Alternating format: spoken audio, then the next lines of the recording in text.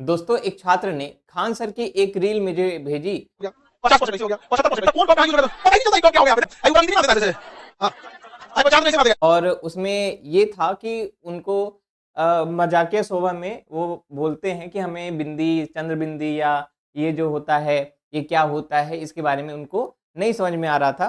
तो हम ये डाउट उस स्टूडेंट के लिए क्लियर करना चाहते हैं कि क्या होता है, कैसा होता है। अगर आपको भी ये दिक्कत होती है तो एक बार देख लीजिए, आपको समझ में आ जाएगा, ठीक है? तो बिंदी का प्रयोग क्या करते हैं? सबसे पहले इसका नाम क्या होता है? इसका नाम है अनुस्वार, ठीक है?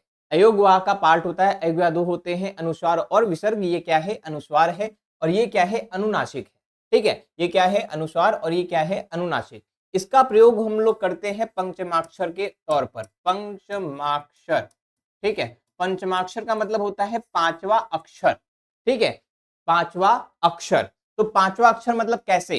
तो देखिए जैसे गंगा है, ठीक है? तो गंगा में अगर हम लोग ये बिंदी न लगाए तो और कैसे लिख सकते हैं? तो गंगा को हम लोग ऐसे भी लिख सकते हैं। कैसे लिख सकते हैं? गंगा, गंगा। तो देखिए यहां पर क्या है? ये अंगा है। अंगा क्या होता है? ग का पांचवा अक्षर। तो ग का पांचवा अक्षर क्या है? अंगा।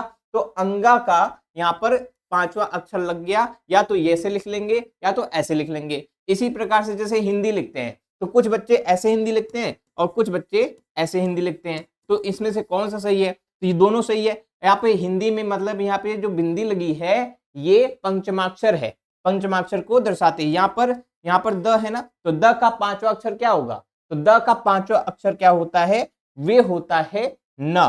त थ द ध न। तो इसलिए हिंदी या तो ऐसे लिख लो या तो हिंदी ऐसे लिख लो, ठीक? तो ये डाउट क्लियर हो गया ये वाला। अब चलते हैं दांत वाला। तो देखो अनुनासिक, अनुनासिक का मतलब होता है कि मुंह और नाक दोनों से बोला जाए। जैसे दांत, इसमें नाक का भी प्रयोग हो रहा है, मुंह का भी प्रयोग हो रहा है। तो दांत जैसे मुंह, ठीक है? अगर हम इसको हटा दें और ऐसे बोले मुंह तो ये क्या हो गया? मुंह हो गया। क्या हो गया? मुंह। लेकिन अगर चंदा मामा लगा देंगे तो क्या हो जाएगा? मुंह। क्या होगा? मुंह। और दांत नहीं तो दांत, दांत, दांत नहीं दांत, ठीक है? इसी तरीके से ये जो है आगत है। ये क्या है? ये आगत है, यानी बाहर से आया हुआ शब्द है, ठीक है? जैसे डॉक्टर था, डॉक्टर हमारे हिंदी भाषा का शब्द नहीं है, ये बाहर की भाषा का शब्द है। इसको डिनोट करने के लिए डॉक्टर डॉक्टर नहीं करते हैं, क्या बोलते हैं? डॉक्टर। तो डॉक्टर के लिए हम लोग इसका प्रयोग करते हैं, ठीक है? जैसे यहाँ पर रॉ, रॉ हमारे मतलब खुफिया विभाग की एजेंसी है, जैसे रॉ। तो रॉ को हम ऐसे नहीं लिखेंगे कि रा, रा नहीं है, क्या है? रॉ है। तो रॉ के लिए हम लोग ये लगा देंगे। तो दोस्तों आप लोगों को समझ में आ गया होगा अनुस्वार, अनुनासिक और आगत शब्दों के बारे में।